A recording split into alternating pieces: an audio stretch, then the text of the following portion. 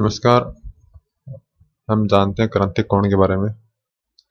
क्रांतिक कोण क्या होता है? क्रांतिक कोण होता है जिसको हम इंग्लिश में क्रिटिकल एंगल बोलते हैं। Critical angle.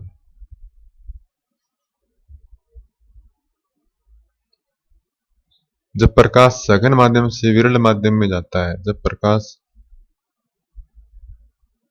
सघन से विरल माध्यम में जाता है उसी टाइम क्रांतिक कोण बनता है। क्रांतिक कोण क्या होता है? जब प्रकाश सघन से, जैसे सघन माध्यम में आपतित हुआ, यह विलंब है, तो सघन माध्यम में वह कोण जिसके लिए विरल माध्यम में अपवर्तन कोण, यह विलंब के साथ अपवर्तन कोण बनता है। जैसे यहाँ पे मान लेते हैं, यहाँ एक अपवर्तन कोण बना R, तो R का मान है वो 90 डिग्री हो जाए। 90 डिग्री कब होगा? जब R का मान यहाँ पे 90 डिग्री होगा, यहाँ पे। तो जब सघन माध्यम में आपतन कोण का वह मान जिसके लिए विरल माध्यम में अपवर्तन कोण R का मान 90 डिग्री हो जाए, तो यानी R का मान है वो 90 डिग्री हो जाए, यानी प्रकाश की किरण है वो वापिस उसी तल के समानांतर चली जाए, तो उसको हम बोलते हैं क्रांतिक कोण। क्रांतिक कोण को हम C से लिखते हैं। तो क्रांतिक कोण कब बनता है? जब प्रकाश सघन से विरल माध्यम में जाता है उसी समय बनता है, और विरल माध्यम में अपवर्तन कोण 90 डिग्री होता है, उसी टाइम उसको हम क्रांतिक कोण बोलते हैं। और जब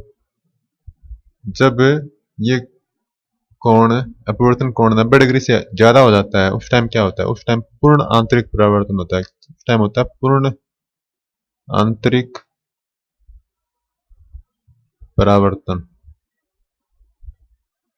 तो जब आपतन कोण का मान क्रांतिक कोण से अधिक होता है, उस टाइम ये प्रकाश की किरण उसी माध्यम में लौट जाती है, उसको बोलते हैं पूर्ण आंतरिक परावर्तन। उसको बोलते हैं पूर्ण आंतरिक परावर्तन।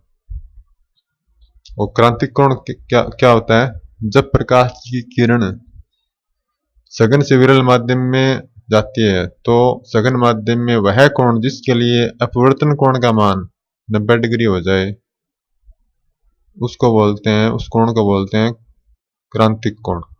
और पूर्ण आंतरिक परावर्तन कब होता है? जब आपतित किरण का आपतन कोण क्रांतिक कोण से अधिक हो जाए। मान लें यहाँ ये आ रही है प्रकाश की किरण, उस टाइम ये यहाँ से लौट जाएगी, इसको बोलते हैं पूर्ण आंतरिक परावर्तन। और क्रांतिक कोण में जब प्रकाश की किरण आ रही है वह 90 डिग्री पर लौट जाएगी। ये मान लेते हैं 1 नंबर किरण है और ये 1 नंबर यहाँ से लौट गई, तो उस टाइम तो ये बना है क्रांतिक कोण C। और ये 2 नंबर किरण क्रांतिक कोण से अधिक कोण है, ये थोड़ा सा अधिक है इधर, तो उस टाइम ये यहाँ से लौट गई उसी माध्यम में, तो उसका परावर्तन हो गया। ये होना तो अपवर्तन चाहिए था, लेकिन हो गया परावर्तन, तो उसको बोलते हैं पूर्ण आंतरिक परावर्तन। धन्यवाद।